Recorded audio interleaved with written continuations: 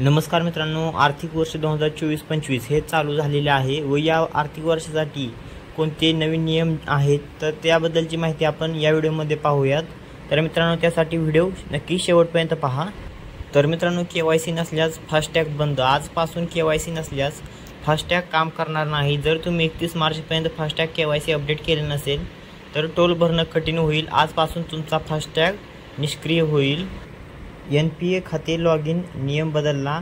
NPS खात्यात login करण्याचा नियम आजपासून बदलला आहे। आता NPS खात्यात लॉगिन करण्यासाठी तुम्हाला ID पासवर्डसह आधार कार्डशी लिंक केलेल्या मोबाईल नंबरवर प्राप्त झालेला OTP प्रविष्ट करावा लागेल। त्यानंतर तुम्हाला लॉगिन करता येणार आहे।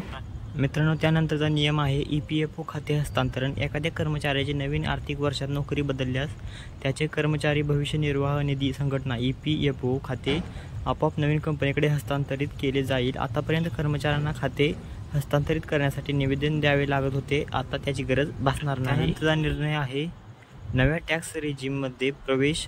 1 एप्रिल 2024 पासून देशातील सर्व करदात्यांसाठी नवीन कर प्रणाली म्हणजेच टॅक्स रेजिम लागू होणार आहे। सर्वांना या पद्धतीनुसारच कर भरणा करावा लागेल। जुनी रेजिम कायम ठेवण्याची मुभा नवीन आर्थिक वर्षात नसणार आहे। तर मित्रांनो, यानंतरचा नियम आहे ई-विमा खाते सर्वांना बंधनकारक। भारतीय विमा नियामक आणि विकास प्राधिकरणाने 1 एप्रिल 2024 पासून नवीन विमा पॉलिसी इलेक्ट्रॉनिक स्वरूपात काढणे बंधनकारक केले आहे। डीमॅट खात्यावरील शेअर्सप्रमाणे पॉलिसी विमा खात्यात ई-इन्शुरन्स अकाउंट ठेवता येणार आहेत।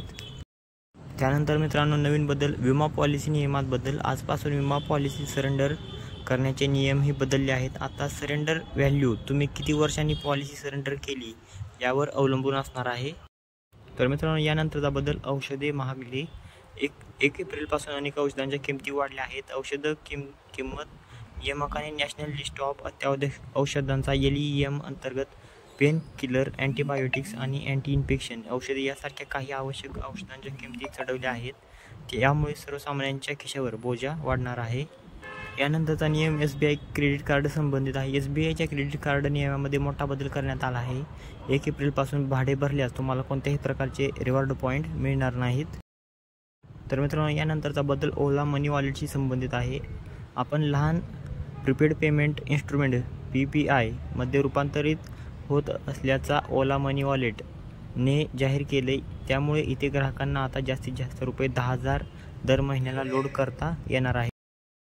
तर मित्रांनो, या व्हिडिओमध्ये आपण आर्थिक वर्ष 2024-25 साठी काही नवीन नियम जे आहेत तर ते पाहिले आहेत। तर मित्रांनो, हा व्हिडिओ आपणास आवडला असेल आशा करतो व या व्हिडिओमध्ये इथेच थांबतो। धन्यवाद।